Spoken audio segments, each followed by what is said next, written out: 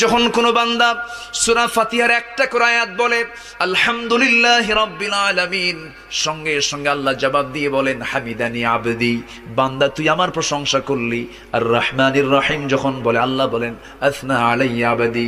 মালিক ইয়াউমিদ্দিন যখন বলে আল্লাহ বলেন মাজ্জাদানি আবদি।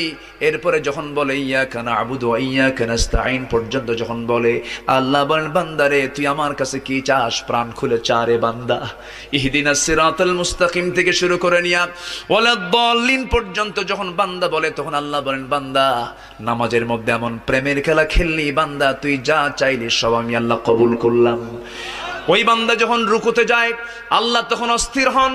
ওই বান্দা যখন সিজদায় যাওয়ার জন্য প্রস্তুতি নাই, সমস্ত ফেরেশতাকে ডাক দিয়ে বলেন ও ফেরেশতারা, এই বান্দাগুলো আমাকে দেখলো না, রাসূলকে দেখলো না, কোরআনকে দেখে হাদিসকে বিশ্বাস করে আমাকে খুশি করার জন্য তার সবচেয়ে